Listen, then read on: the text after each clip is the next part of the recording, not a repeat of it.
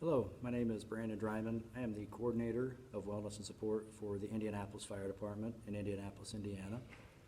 I'm an 18-year veteran of the fire service. I also spent 10 years as a volunteer firefighter and also worked for both private and county ambulance services during that same period as an EMT and a paramedic. And I spent several years of my fire career in Indianapolis in a fire-based EMS system assigned to an ambulance company as a paramedic. I will be talking about psychological health for EMS providers at this year's conference, and we're going to get into some particular areas of behavioral health that have not been addressed as extensively as they should be in EMS.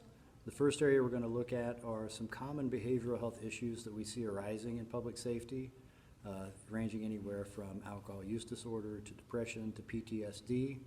And I want everybody who attends the presentation to walk out of there with some concrete ideas about things that they can be looking for or things that they can do if they notice themselves or a coworker exhibiting signs of these common issues.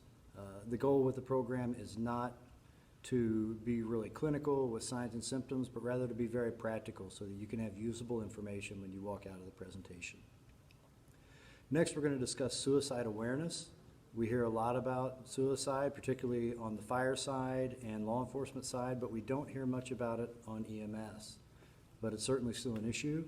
We're going to talk about some of the things to be aware of, maybe some ways to help assess for suicide, getting past some of the fears that go along with asking a coworker about suicidal thoughts and behaviors. And we'll also look at some things that you can do if you believe that a coworker is suicidal. A lot of the times the issue we run into is we're afraid to ask someone if they're suicidal because, quite frankly, what if they say yes? We know how that goes on the streets, but we feel like we need to treat each other a little bit differently. So sometimes I think we avoid asking that question. We're going to get past that. We're going to give you some good information that you can utilize walking out the door if you have a coworker who's suicidal, or if you're suicidal yourself, some resources that you can utilize. The last area that we're going to get into is self-care. Self-care is lacking in all aspects of public safety. We neglect ourselves to our own detriment. I'm going to talk about 6 different areas that we can be focusing on to improve our self-care, to put ourselves in the best position to combat things like compassion fatigue and burnout.